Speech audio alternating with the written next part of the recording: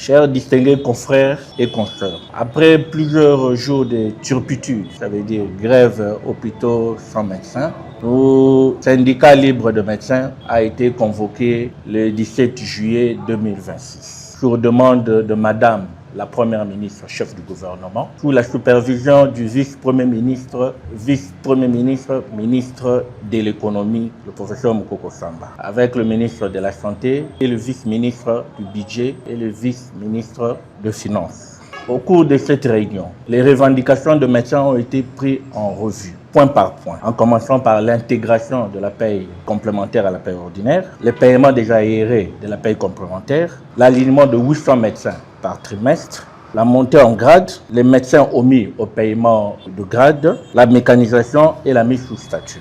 À ce jour, l'intégration est effective et prouvée au niveau du budget et l'état liquidatif est déjà signé. Concernant l'alignement de 800 médecins, une note technique est déjà effective signée par le ministre de la Santé pour disponibiliser le fonds. Concernant la paye des omis pour le montant en grade, l'enveloppe est disponible. Les autres revendications sont gérées en synergie avec les syndicalistes. Après organisation des assemblées générales dans différentes provinces, une majorité se dessine. Ça veut dire continuer ce mouvement de grève pour mode actuel, ça veut dire hôpitaux sans médecins.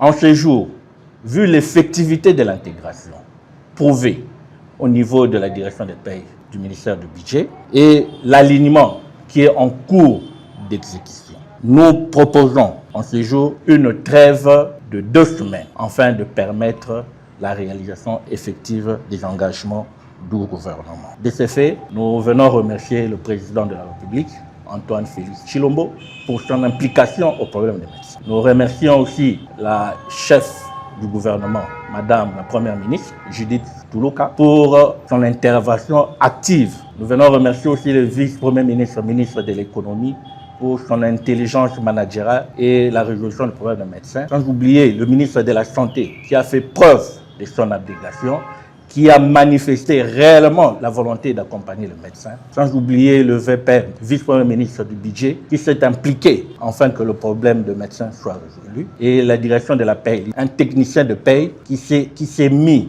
à l'arrache-pied pour que le problème des médecins trouve satisfaction. Et c'est fait, nous vous remercions.